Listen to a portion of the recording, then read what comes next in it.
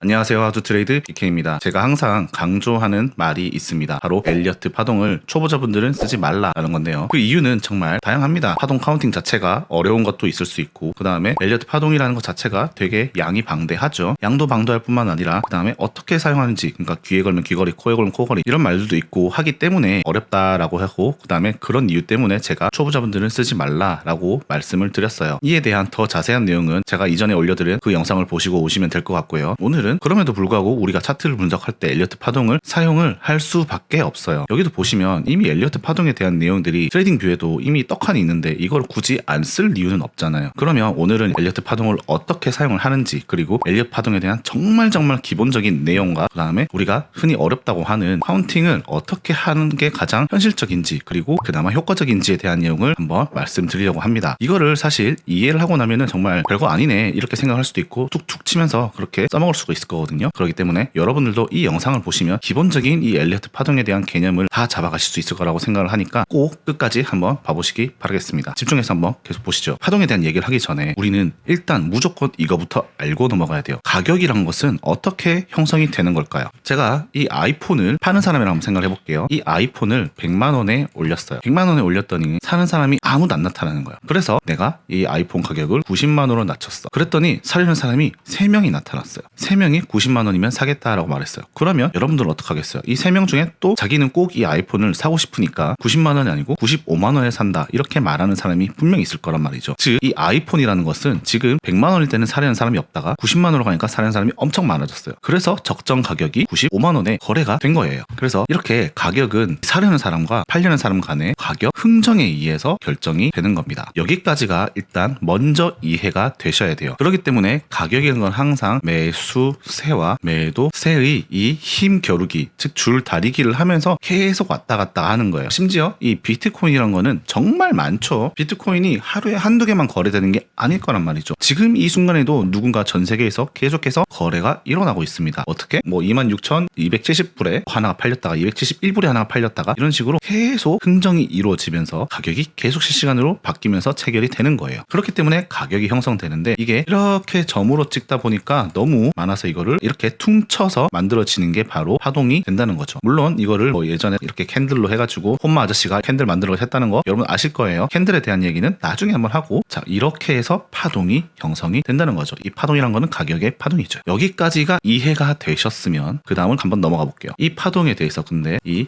넬슨 엘리어트라는 아저씨가 뭘 찾아냈냐, 이 파동에도 법칙이 있더라. 모든 자연 현상에는 파동과 항상 이렇게 일정하게 흘러가는 법칙이 생기더라. 이런 것들을 이 아저씨가 결국은 확인을 하게 돼요. 그리고 자연뿐만 아니라 주식시장, 주가에도 이 법칙이 먹히더라. 이렇게 해서 이 아저씨가 쓰게 된 책이 바로 자연의 법칙과 우주의 신비라는 책이고요. 그게 지금 오늘날에 와서는 주식시장에 또는 코인시장에 먹히다 보니까 엘리어트 파동 이론이라는 책으로 나오게 된 겁니다. 자, 여기까지가 일단 기본적인 내용들이었고요. 파동은 크게 두 가지가 있습니다. 잘 아실 거예요. 이렇게 그려지는 상승 1, 2, 3, 4, 5파가 있고요. 그 다음에 이렇게 내려가는 ABC 파동이 있습니다. 그래서 흔히 우리는 이거를 1, 2, 3, 4, 5 이렇게 카운팅을 하고, 두 번째 얘는 A, B, C 이렇게 카운팅을 합니다. 두 개의 차이는 얘는 5개가 이렇게 왔다 갔다 하고요. 하락할 때 이 A, B, C는 이렇게 간다 이렇게 보는 거예요. 물론 이 두 개가 반대가 될 수도 있어요. 이렇게 갔다가 이렇게 되는 경우도 분명히 있습니다. 하락장에는 이게 훨씬 맞아요. 보통 이럴 때는 이렇게 가는 게 보통 많긴 한데 어쨌든 번뇌 얘기고, 그래서 일단 파동의 종류는 두 가지가 있다. 1, 2, 3, 4, 5파 그리고 ABC 임펄스 충격 파동이라고도 말을 많이 해요. 그리고 이렇게 차이가 뭐냐, 바로 이거 하나가 있는데 이걸 바로 임펄스 파동이라고 말을 합니다. 그래서 일단 우리는 관점이 뭐예요? 카운팅을 어떻게 하느냐, 이 차이에 대해서도 우리는 분명히 생각을 고민을 많이 하실 거예요. 이건 정말 초보자 입장에서 말씀드리는 건데, 일단 파동 카운팅을 하려면 가장 쉽게 하는 방법에 대해서 말씀드릴게요. 모든 파동은 일단 ABC로 이루어진다라고 일단 생각을 하세요. 이게 훨씬 많습니다. ABC는 쉽죠? 한 번, 두 번, 세 번 이렇게 가는 게 ABC예요. 대부분의 파동은 이런 식으로 형성이 되어 있습니다. 그런데 이게 대부분이라고 했지 전부라고 안 했잖아요. 이런 파동 카운팅이 분명히 나오는 거예요. 그리고 사실 우리가 돈을 벌기 위해서는 이 파동에서 파동 카운팅을 해서 찾는 게 훨씬 돈을 벌 수 있는 시나리오를 구상하기가 쉽습니다. 그래서 어쨌든 이 파동이 나와야지 우리가 뭔가 시나리오를 짜고 돈을 벌고 할 뭔가 계획을 세울 수 있겠죠. 이 파동을 찾는 방법은 여기 있습니다. 이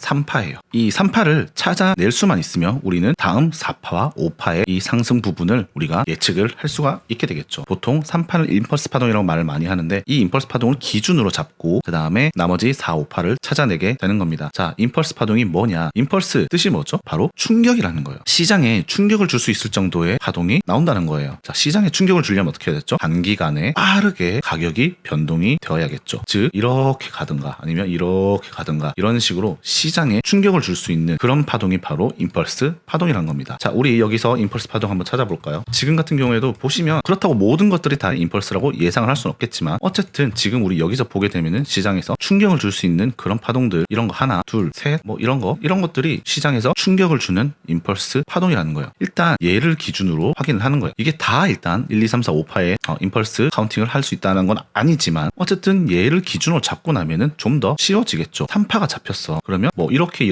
카운팅하고 이렇게 카운팅하고 그 다음에 이렇게를 한다던가 아니면 하나 둘 셋 넷, 다섯 이렇게를 카운팅을 하든 또는 1, 2, 3, 4, 5 이런 식으로 카운팅을 하든 어쨌든 간에 3파의 기준을 잡고 나면 그 다음에 4파가 이렇게 되든 아니면 쭉 더 가서 4파가 되든 이건 일단 나중에 문제이긴 하지만 어쨌든 이 3파를 기준으로 잡게 되면 카운팅을 내가 어떻게든 잡아갈 수 있게 된다는 겁니다. 그래서 우리는 어떻게든 간에 3파 이거를 찾아내야 돼요. 보통은 A, B, C 이 올라가는 게 천천히 느리게 이렇게 올라갈 수도 있지만 임펄스가 된다면 A, B 빠르게 짧은 시간 내에 많은 이런 충격이 오는 파동을 찾아내면 그 다음에는 1, 2, 3, 4, 5파라는 것을 예측을 해볼 수가 있게 되는 겁니다. 제가 계속 반복해서 말하고 있는데 그만큼 중요하니까 이렇게 말씀드리는 거예요. 꼭 이걸 기억을 하시고 그래서 우리 시장에서 어떻게 카운팅을 하느냐 조금 전에 말씀드렸지만 이런 파동 이거는 누가 봐도 임펄스가 될 수 있을 것 같아요. 물론 이런 것도 임펄스 파동으로 우리가 예측을 해볼 수 있지만 일단 여기를 한번 보자면 이런 거 잡았어. 내가 얘를 3파로 잡았어요. 그러면 하나 둘 셋 넷 다섯 이런 식으로 카운팅이 된다던가 아니면 하나 둘, 셋, 넷, 다섯 이런 식으로 된다던가 이런 식의 카운팅이 다 내가 할 수가 있는 거예요. 처음에는 당연히 이렇게 카운팅을 했다가 얘가 나중에 계속 올라가네? 아직 이게 계속 안 끝났네? 이러면서 이렇게 변경도 가능한 거고 이런 식으로 내가 카운팅 3파를 잘 알고만 있으면 3파를 기준으로 내가 4파, 5파에서 발라먹을 수 있는 구간을 찾아낼 수가 있다는 겁니다. 사실 카운팅은 소위 말해서 뭐 귀에 걸면 귀걸이, 코에 걸면 코걸이라고 말을 하지만 그럼에도 불구하고 이 정도 법칙이 있으면 우리가 어느 정도는 주가가 흘러가는 방향 정도는 우리가 확인을 할 수가 있게 되는 거죠. 그래서 이제 우리가 3파를 찾았다. 그래서 뭐 4파, 5파까지 찾았다. 그 다음 뭐 5파에 뭐 연장도 있고 뭐 절단도 있고 뭐 여러 가지가 있긴 하지만 그런 부분을 일단 제외하고 가장 기본적인 1차적으로 우리가 파동에서 찾아야 될 부분은 바로 큰 임펄스 3파다. 이것만 기억을 하시면 됩니다. 여기까지 보셨으면 여러분들 다 이해를 잘 하신 거라고 보시면 됩니다. 이제 딱 하나만 더 말해 볼게요. 방금 이 1, 2, 3, 4, 5파는 우리가 흔히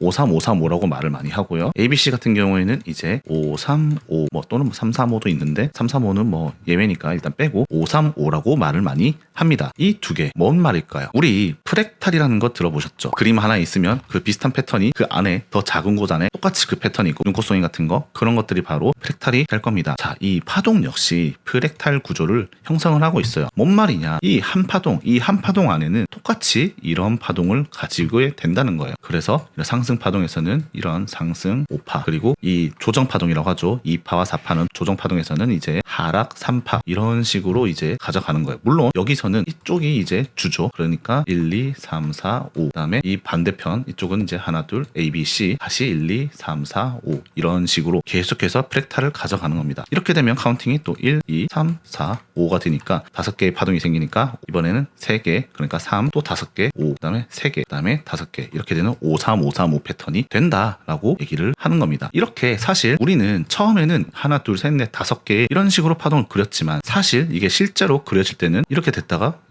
이렇게 올라가기 때문에 우리가 파동 카운팅이 귀에 걸면 귀걸이, 코에 걸면 코걸이 이런 식으로 말을 많이 하는 거고요. 그래서 실제로 이런 거 볼 때는 우리가 이 파동이 아직 만들어지기 전이잖아요. 어쨌든 간에 내가 여기서 하나 둘 셋이라는 임펄스를 봤다면 이제 4파가 나올 걸 예상을 할 수 있고 그 다음에 5파 이렇게 흘러갈 것이다 라고 라고 예상은 하는 겁니다. 그리고 진짜로 이렇게 실제로 흘러갔어. 이렇게 실제로 흘러가고 났는데 그렇게 했음에도 불구하고 이게 하나의 끝난 파동이 아니고 또다시 이 안에서 이게 또다시 하나의 임펄스 파동이 돼서 또 하나 둘 셋 넷 다섯 개 이런 파동이 되고 또다시 커다랗게 하나 둘 셋 넷 다섯 이런 파동이 만들어진다라는 거를 예측을 할 수 있는 거예요. 물론 이거는 심화된 버전이고 그다음에 처음 이해하시는 분들은 많이 어려울 수 있어요. 그렇지만 실전에서 당연히 카운팅을 못한다 하더라도 이해만 하고 계시면 나중에 또 다른 유튜버 분들이 아니면 다른 사람들이 분석을 할 때 이렇게 분석하는 것이 무슨 말을 하는 건지를 알아들으실 수 있으실 겁니다. 그래서 여러분들은 이 개념을 꼭 머릿속에 넣고 계시면 파동 카운팅을 조금 더 이해하기 쉬워질 거라고 생각을 하고요. 자, 지금까지 파동 카운팅에 대한 정말 기본적인 내용들에 대해서 다뤄봤습니다. 물론 제가 상승 5파에 대한 4가지 법칙 그런 거 있죠. 뭐 1파보다 4파가 더 무조건 커야 된다 이런 얘기 있잖아요. 그런 내용들에 대해서는 안 다뤘어요. 그런 것들은 여러분들 쉽게 찾아볼 수 있으니까 그런 것들은 한 번씩 검색을 해서 여러분들 스스로 공부를 한번 해보시기 바라겠고요. 오늘은 이제 파동 카운팅에 대한 내용을 주로 말씀을 드렸습니다. 한번 보고 이해가 안 될 수가 있으니까 이번 영상은 꼭 2번, 3번, 뭐 4번, 5번 계속 반복해서 보시기 바라겠습니다. 파동으로 매매하는 데 있어서 또는 파동으로 우리가 길을 찾는 데 있어서 큰 도움이 되실 수 있을 거라고 생각합니다. 여러분들이 생각하는 파동에 대한 카운팅 방법 또는 파동의 정의에 대해서도 한번 댓글을 달아주시고 더 궁금한 점 있으시면 댓글로 남겨주시면 제가 확인 후에 달아드리도록 하겠습니다. 앞으로도 계속 유익한 콘텐츠를 만들어 가도록 하겠습니다. 끝까지 봐주셔서 너무 감사합니다.